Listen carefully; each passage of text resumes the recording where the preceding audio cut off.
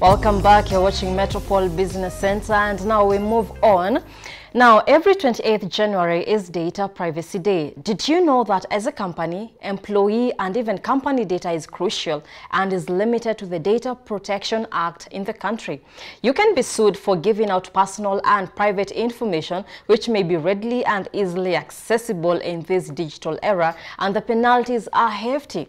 A person who breaches the provisions of the Data Protection Act is liable to a fine not exceeding 3 million Kenya shillings or imprisonment for a term not exceeding 10 years, that is the general term, or to both upon conviction. Now, the Data Protection Act 2019, namely the Act, came into force on the 25th of November 2019 and is now the primary statute on data protection in Kenya.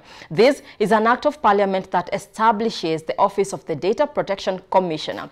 Today, we look into how you can avoid such penalties, and we are joined by Mercy Baraza, who is the Chief Executive Officer and founder of Aroma Services Limited, a company that helps organizations to enhance trust and increase revenue, as well as saving on cost and time associated with using their data assets. Mercy, glad you could join us.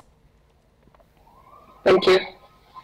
Okay, great. Now, what are some of the key objectives and purposes of this Data Protection Act 2019? Let's start our conversation by understanding that. So you covered it very well and clearly. Basically, the Act came about because most constitutions in many countries guarantee privacy. Mm-hmm. So when you look at the Act, it's a fundamental human right and one of the core principles of human dignity. So an idea which I think most people will agree with, because people need to be allowed to have their private lives and to have their privacy. Yes. So we have a data commissioner who was appointed, of course, in 2020. And basically, this act came about because of the Article 31 of the Kenya Constitution. And it's largely modeled on the European GDPR standards. Yes, great. And maybe you can take us through some of the objectives outlined in this act that actually capture the penalty part bit of it.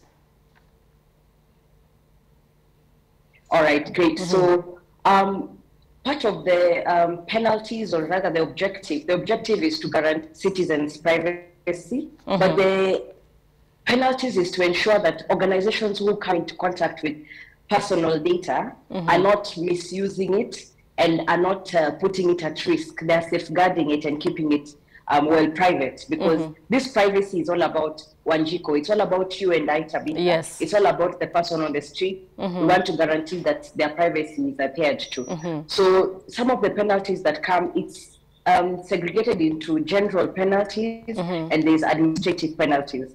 So the penalties that you've given, yes, you can get 10 years in prison or a million fine as an individual. Corporates can also be fined 5 million or 1% of their annual turnover, whichever is lower.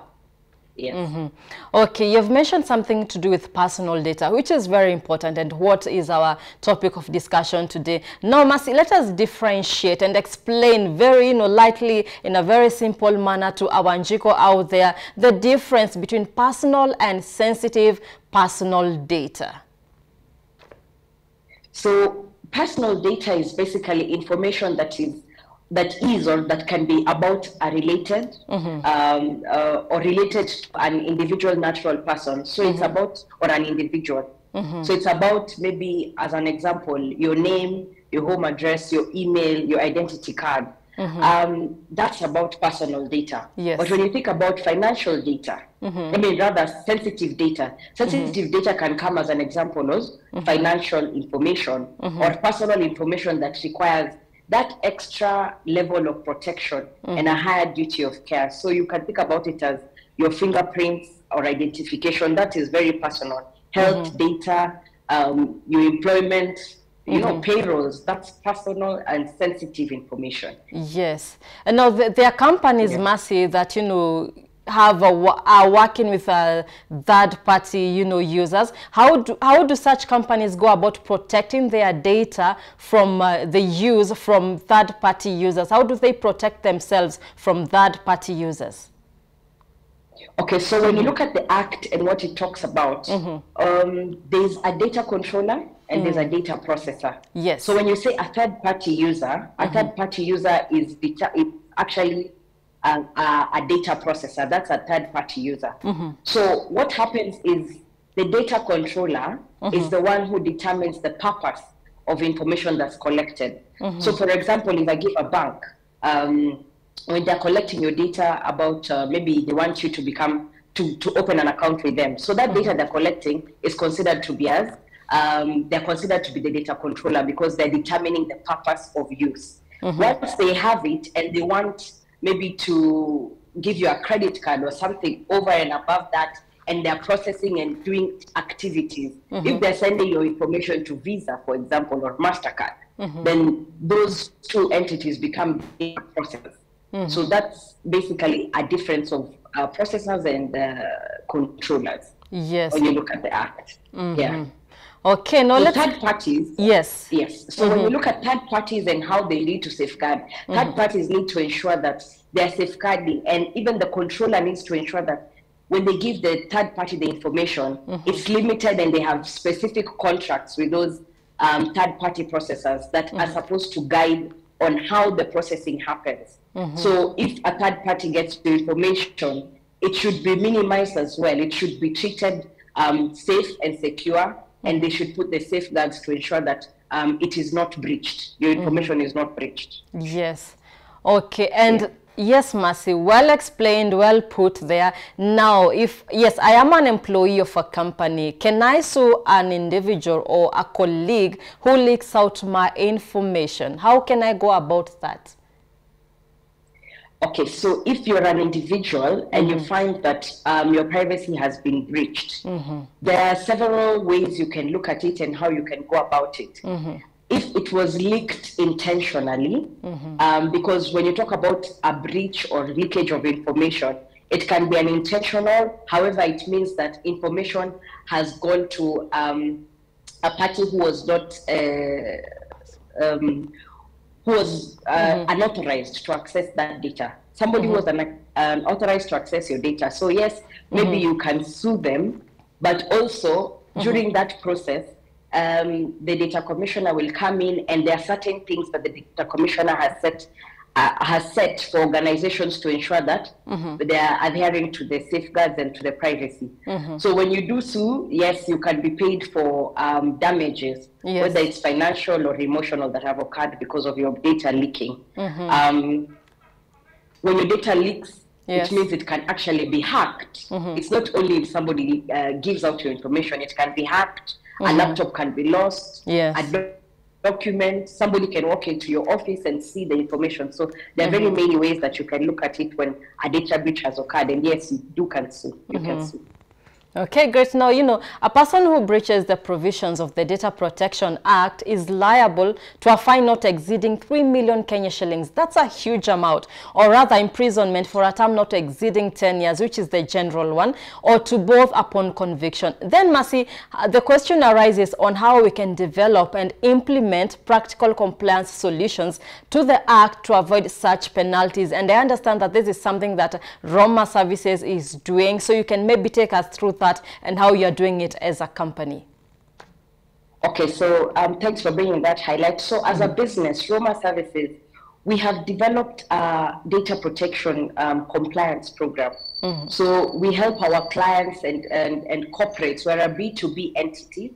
So we help our corporates to really break down the contents of what the Act is talking about and what regulations are there by providing awareness trainings on this. And then we also assess the implications of the Act and what will happen to your business operations, really, by conducting a compliance audit. A compliance audit will ensure that you know what are the next steps you need to take to safeguard the data that you're collecting about your employees, the data you're collecting about your clients, potential clients. And then from there, it helps you to know which safeguards you want to put in place. So the compliance audit is really something that will ensure that organizations can have the first step to go forward. The compliance audit gives them the report that tells them, okay, from here you need to ensure that your data is properly mapped within the organization. Where does it sit?